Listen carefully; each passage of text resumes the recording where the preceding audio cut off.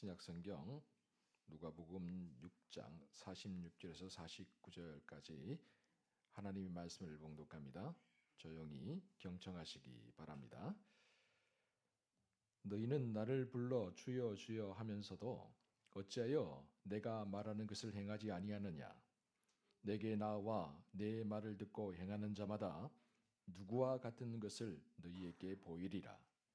집을 짓되 깊이 파고 주추를 반석 위에 놓은 사람과 같으니 큰 불이 나서 탕류가 그 집에 부딪히되 잘 지었기 때문에 능히 요동하지 못하게 하였거니와 듣고 행하지 아니하는 자는 주추 없이 흙 위에 집 지은 사람과 같으니 탕류가 부딪힘에 집이 곧 무너져 파괴됨이 심하니라 하시니라.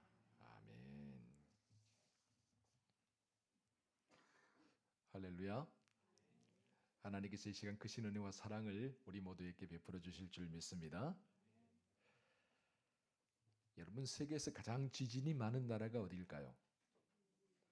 잘 아시는군요. 일본입니다. 일본이 한 해에 보통 1000번 이상 지진이 난다고 그러죠. 그렇기 때문에 일본은 집을 지을 때 반드시 내진 설계를 해야만 합니다. 우리나라에도 도입이 되었죠. 내진 설계를 하지 않으면 허가가 나지 않습니다. 우리 교회도 역시 마찬가지로 지으면서 내진 설계를 다 하고 그렇게 지은 거거든요. 그런데도 불구하고 강도가 5.0 이상의 지진이 다가오게 되면요, 건물이 흔들리고 또 여러 가지 피해를 입게 된다고 그러죠. 우리가 잘 아는 것처럼 2011년에 도호쿠 지방, 일본의 도호쿠 지방, 우리는 후쿠시마라고 알고 있죠. 거기에 강도 9.2의 지진이 일어났습니다. 9.2면은 가장 센 지진이라고 보시면 되는데요. 지진이 일어나니까 어떤 일이 벌어졌느냐? 쓰나미가 10m 이상, 바다에서 파도가 10m 이상 들이닥쳤죠. 그래서 집이 무너지고요. 떠내려가는 거 보셨을 겁니다. 마을이 완전 초토화되어 버렸죠. 심지어는 원자력 발전소도 회복 불능하게 파괴되어 버렸습니다. 2011년이니까 지금부터 10년이 넘게 지났잖아요. 근데 지금까지도 완전한 회복은 안 되고 있습니다. 아마 영원히 완전한 회복은 불가능할 것이다. 학자들이 그렇게 말할 정도입니다. 우리나라는 안전지대냐? 많은 사람들이 우리나라는 지진이 없어 그렇게 이야기하지만 사실 우리나라도 지진이 굉장히 많습니다. 여러분, 2016년이죠. 우리 9월에 경주에서 지진이 5.6 정도 되는 지진이 일어났는데 아실 겁니다. 토암산에 어떻게 흙이 흘러내리고 계속 그 이야기 들으셨을 겁니다. 그리고 그 다음에요, 2017년 11월에는 포항에서 또 5.2의 지진이 일어났어요. 경주에서 일어나고 포항에서 일어나고 그 지역이잖아요. 여러분, 지진이 그렇게 일어났을 때 끝났을 것 같죠? 이 포항, 경주 같은 경우는 200회 넘는 여진이 계속 일어났다고요. 계속 땅이 막 흔들리는 느낌이 드는 거죠. 포항 같은 경우도 역시 마찬가지로 지진이 일어나고 난 다음에 200회 가까운 여진이 계속 되는 거예요. 지금까지도. 그러니까 그곳에 살고 있는 사람들 항상 땅이 흔들 이런 느낌이 든다는 거예요. 그런데 여러분, 땅은 안전해야 되잖아요. 그런데 땅이 흔들리니까 어떻습니까? 불안해서 살겠습니까? 그곳에서 목회하는 제 친구가 늘 전화하면 그래요. 흔들. 저한테 그렇게 이야기를 해요. 그래서 제가 이야기를 했습니다. 그런데 지진으로 인해서 땅이 흔들리는 것 못지않게 우리 삶에 고난과 시련이 다가오고 또 유혹과 시험이 다가오면서 우리의 인생의 터전도 흔들릴 때가 참 많습니다. 어느 날 멀쩡히 다니던 직장에 출근을 했더니 내가 쓰던 책상은 없어져 버리고 대기 발령이라게 그렇게 나버리는 경우가 있어요. 직장 다니다가. 그런가 하면 정말 평소에 잘 나가던 아무 탈 없던 사업인데 어느 날 정말 나와 관련이 없는 뉴스가 한번 딱 나오는 바람에 재고가 창고에 쌓이기 시작하고요. 부도가 나버리는 경우도 얼마나 많은지 모릅니다. 그런가 하면 우리가 종합진단을 건강진단을 받다가 정말 건강한 줄 알았는데 갑자기 암이라는 진단을 받기도 하죠. 그런가 하면 내 인생의 기대를 언덕이 되어 주셨던 부모님을 잃어버리기도 하고 내 인생의 버팀목이 되어줬던 가족과 친구들을 잃어버리기도 하죠. 평소에 내가 존경했던 내 인생의 멘토, 내 인생의 스승이라고 말할 수 있는 그분들이 또 영영 내 곁을 떠나버리기도 합니다. 그러면서 내가 안전하다, 견고하다 생각했던 내 인생의 터전이 흔들리는 것을 경험하게 되죠. 그래서 도종환 시인이 흔들리지 않고 피는 꽃이 어디 있으랴. 흔들리지 않고 가는 인생이 어디 있으랴. 그렇게 말하지 않았나 생각을 해봅니다. 여러분, 그렇다면 어떻게 해야 될까요?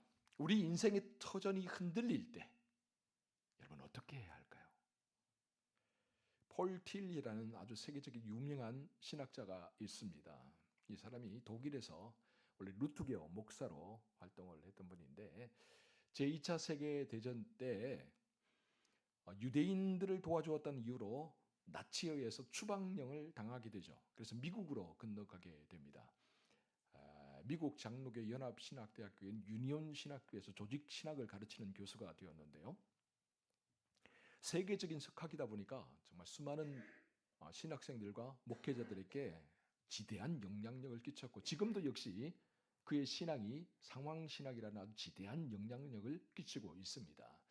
그가 1948년에 아주 유명한 책을 한 권 썼는데 그 책의 이름이 흔들리는 터전이라는 책입니다. 이사야 62, 시편 62편과 시편 11편을 토대로 해서 쓴 설교문이라고 할 수가 있겠죠. 이 책에서 틸리는 그동안 우리가 견고할 것이라고 믿었던 흔들리지 않을 것이라고 믿었던 터전들이 다 흔들리고 있다라고 말을 합니다. 그가 1차, 2차 세계대전을 겪으면서 우리 인간의 문명의 한계를 보았던 것이죠. 당시 최고의 지성들은 이 과학이 계속해서 발전하기 때문에 우리 인간에게 혜택을 주게 되고 그렇게 되면 인간의 문명이 계속해서 진보해서 이 땅에 지상 낙원을 이루게 될 것이다 라고 그렇게 아주 낙관적으로 이야기를 했습니다. 그런데 여러분, 과학이 발전한 결과가 뭡니까?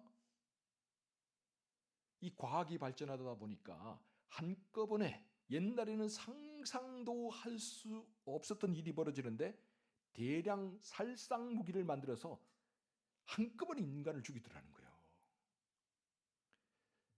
인간들의 지상 낙원을 이 땅에 만들 것이라고 생각하고 과학의 발전을 찬양을 했는데 오히려 그 과학의 발전이 예전에는 상상도 못할 살상 무기를 만들어서 인간들을 땅에서 쓸어버리더라는 거예요. 지금도 역시 마찬가지죠. 여러분, 원자탄, 핵폭탄 한번 터지면 어떻게 되겠습니까? 상상도 할 수 없는 끔찍한 일들이 벌어지게 되는 거죠. 그러면서 틸리가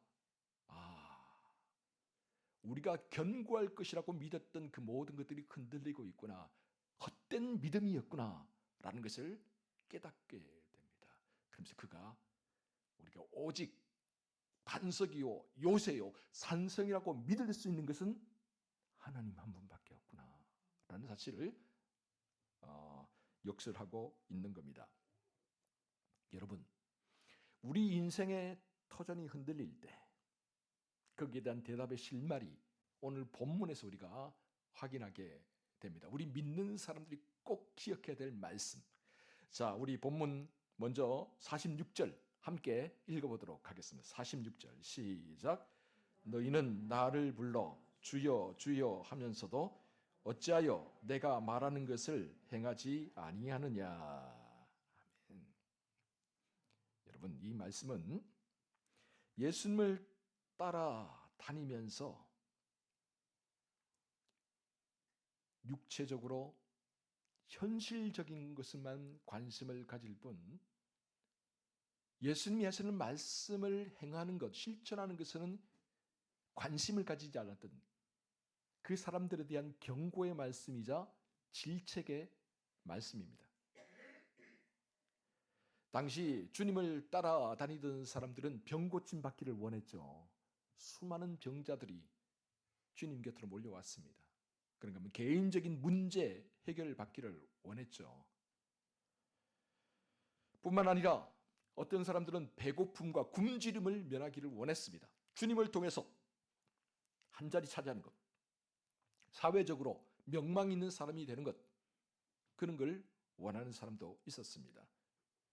그래서 그들은 입술로는 예수님을 따라다니며 주여 주여라고 외쳤지만 정작 그들의 삶을 가만히 들여다보면 예수님께서 전해주신 말씀과는 전혀 동떨어진 삶을 살아가더라는 것이죠. 주님 말씀하셨죠. 너희 원수를 사랑하며 너희를 미워하는 자를 선대하라. 너희를 저주하는 자를 위해서 축복하고 너희를 모욕하는 자를 위해서 기도해라. 이 뺨을 치는 자에게는 저 뺨도 돌려대고 겉옷을 빼는 자에게는 속옷까지도 주어라. 너에게 구하는 자에게 주고 내 것을 가져가는 자에게 다시 달라 하지 말라. 당시 주님의 말씀은 정말 파격적인 말씀이었습니다. 그래서 사람들은 그렇게 생각했을 거예요. 이 말씀은 나와 상관이 없어. 과연 주님의 말씀대로 살아갈 수 있는 사람들이 얼마나 되겠어? 그런데 여러분, 이게 2000년 전 예수님을 따라다니는 사람들만의 문제가 아니라 오늘날 예수를 믿는다고 하는 바로 우리의 문제라는 사실입니다.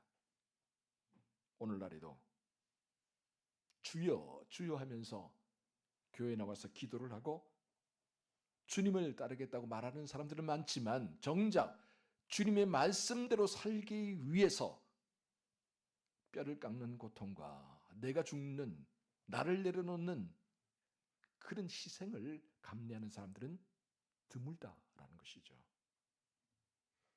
그래서 주님 말씀하시죠. 너희는 나를 주님이라고 그렇게 말을 하면서도 왜 내가 하는 말을 행하지는 않느냐. 주님의 이 답답한 경고와 질책의 말씀이 가볍게 들리지 않습니다. 무겁게 다가옵니다. 과연 우리가 주님의 말씀대로 살아갈 수 있을까? 그런데 이렇게 따르는 무리들에게 말씀하시면서 주님께서 한 가지 유명한 비유를 들려주십니다. 우리가 너무나 잘 알고 있는 비유죠. 반석 위에 지은 집과 흙 위에 지은 집, 오늘 본문에서 그렇게 이야기하고 있는데 똑같은 비유를 하고 있는 마태복음 7장을 보면 반석 위에 지은 집과 모래 위에 지은 집, 그렇게 이야기를 하고 있는 것을 볼 수가 있습니다.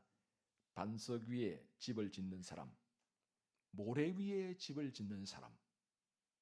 여러분, 이 두 사람의 차이는 간단합니다. 행함이 있느냐? 아니면 행함이 없느냐? 우리 본문 48절, 49절 함께 읽어보도록 하겠습니다. 48절, 49절 시작. 집을 짓되 깊이 파고 주추를 반석 위에 놓은 사람과 같으니 큰 물이 나서 탕류가 그 집에 부딪히되 잘 지었기 때문에 능히 요동하지 못하게 하였거니와 듣고 행하지 아니하는 자는 주추 없이 흙 위에 집 지은 사람과 같으니 탕류가 부딪힘에 집이 곧 무너져 파괴됨이 심하니라 하시니라. 아멘. 반석 위에 집을 짓는 사람, 모래 위에 집을 짓는 사람. 여러분, 그렇다면 구체적으로 주님이 이 비유를 드실 때 반석 위에 집을 짓는다는 게 뭔지, 모래 위에 집을 짓는다는 게 뭔지 우리가 뭐 알아봐야 되지 않겠습니까?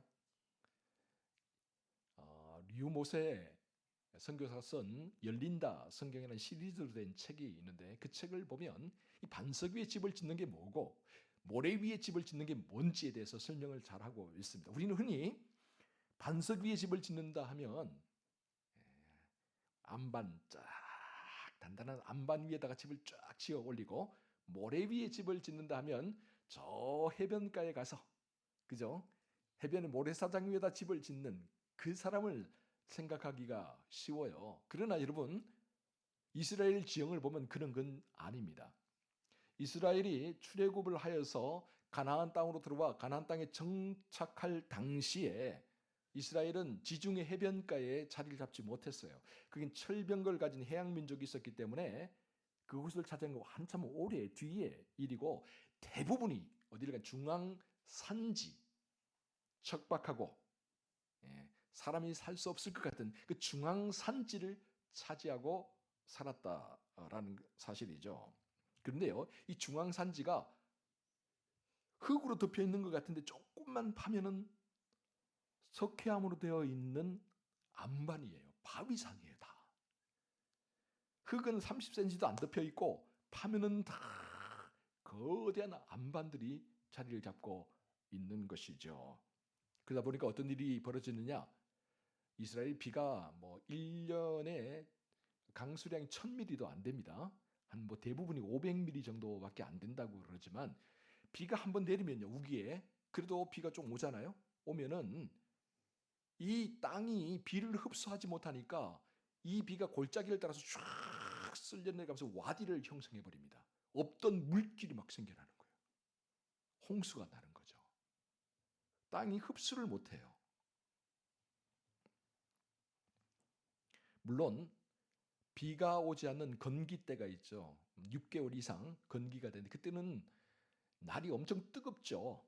45도 이상 되는 지형이니까. 그러다 보니까 이 골짜기로 흘러내린 토사, 그리고 흙 이런 것들이 모여서 이 골짜기의 땅이 단단해지는 것처럼 느껴져요.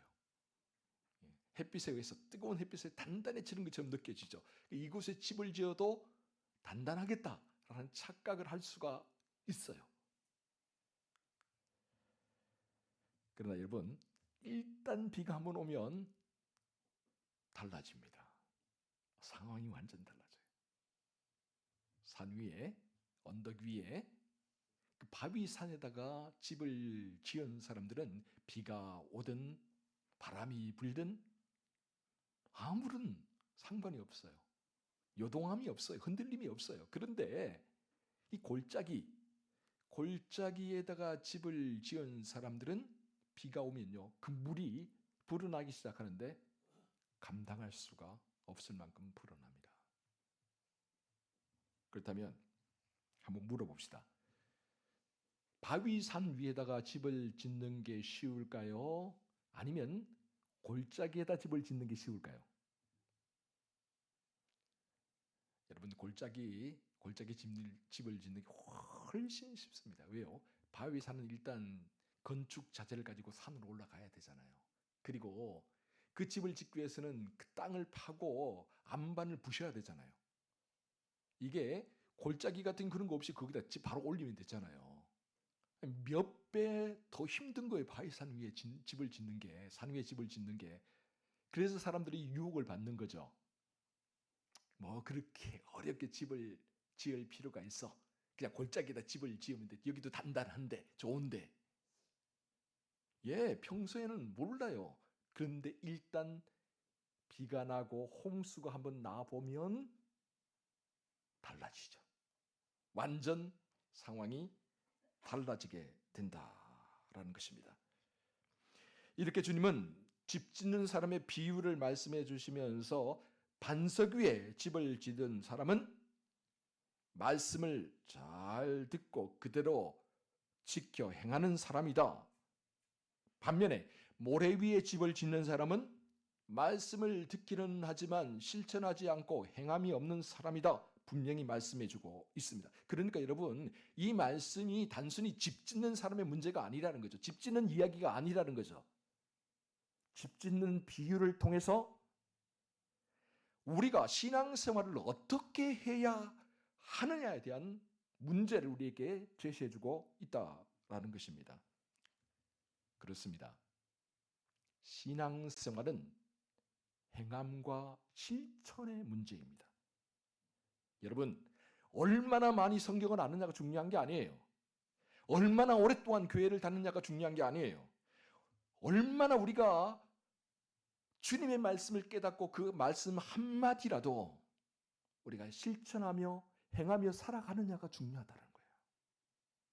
행함이 있느냐 없느냐에 따라서 그 믿음이 반석 위에 집을 지은 사람인가 아니면 모래 위에 집을 지은 사람인가가 판가름이 난다는 것이죠. 그리고 행함이 있느냐 없느냐에 따라서 지혜로운 사람이 되느냐 아니면 어리석은 사람이 되느냐가 결정이 된다는 것이죠. 더 나아가서 행함이 있느냐 없느냐에 따라서 그 믿음이 살아있는 믿음인가 아니면 죽은 믿음인가가 결정이 된다는 것이죠. 야고보서는 이 사실을 좀 더 우리에게 명확하게 알려주고 있습니다. 야고보서 2장 17절입니다. 우리 함께 읽어보도록 하겠습니다. 시작.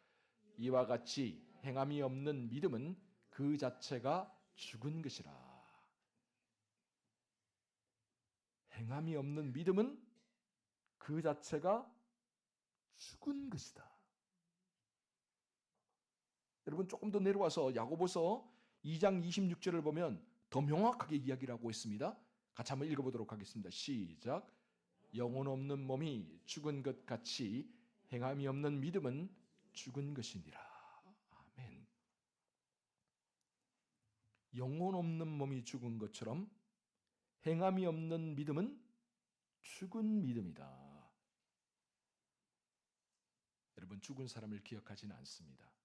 죽은 사람을 소중히 여기지는 않습니다. 마찬가지예요. 행함이 없는 믿음, 실천이 없는 믿음을 우리 주님이 소중히 여기지 않는다는 거예요. 그건 죽은 거나 마찬가지야. 아무 쓸모가 없어. 쓸모없는 소금은 어떻게 합니까? 밖에 버려진다. 단순히 버려지기만 하나요?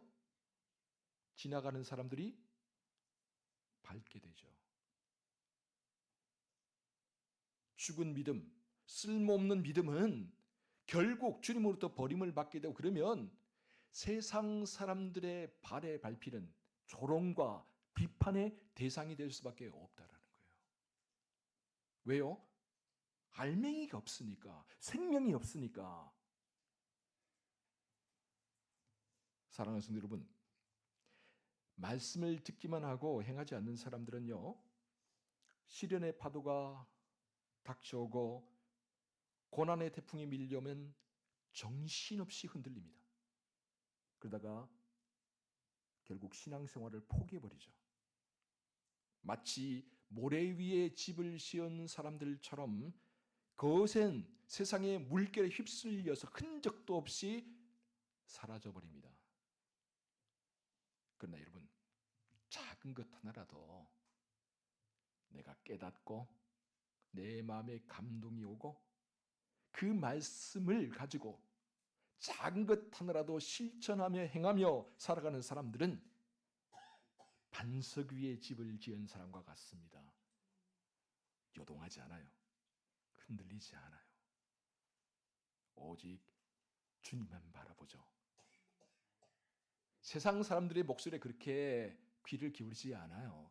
세상 사람들이 나를 어떻게 평가하는가에 그렇게 목매이지 않아요. 오직 주님만 바라보죠. 그리고 작은 것 하나라도 실천하면서 나가는 사람들은 세상의 거센 풍파가 다가와도 의연하게 대처를 하려고 합니다. 여러분, 개가 짖는다고 달리던 기차가 멈추던가요? 아니잖아요. 개가 짖든 말든 기차는 달리는 거잖아요. 마찬가지로 우리 신앙도 우리의 신앙도 주님을 향해서 올곧게 서 있고 그 말씀에 우리가 귀를 기울이며 나가게 되면 세상이 뭐라고 하든 주변에서 뭐라고 하든 그 말씀 붙들고 전진해 나갈 수가 있는 거죠. 세상에 어떤 비바람이 몰아쳐도 주님이 함께 하심을 믿으며 흔들림 없이 이 믿음의 한 길을 달려갈 수가 있는 거죠. 오늘 이 자리에 모인 우리 모두가 주님의 말씀을 듣고 행하는 사람들이 다 되시기 바랍니다. 참으로 우리 모두가 행함과 실천으로 반석 위에 집을 지은 지혜로운 사람과 같이 되어서 더욱더 단단하고 더욱더 견고하게 서서 흔들림 없이 믿음의 한 길을 걸어가는 사람들이 되시기를 주의 이름으로 축원합니다. 기도하겠습니다. 사랑하는 주님, 반석 위에 집을 짓는 지혜로운 사람들이 되게 하여 주시옵소서. 말씀을 듣고 말만 많이 하는 것이 아니라 말씀을 듣고 깨달은 것 작은 것 하나라도 행하고 실천함으로 말미암아 우리의 믿음이 생명이 있는 믿음, 반석과 같은 믿음이 되게 하여 주시옵소서. 그래서 이 믿음으로 하나님 기쁘시게 하고 세상을 변화시키며 나아가는 우리 양동가족 모두가 되게 하여 주옵소서. 이 모든 말씀 예수님 이름으로 기도합니다. 아멘.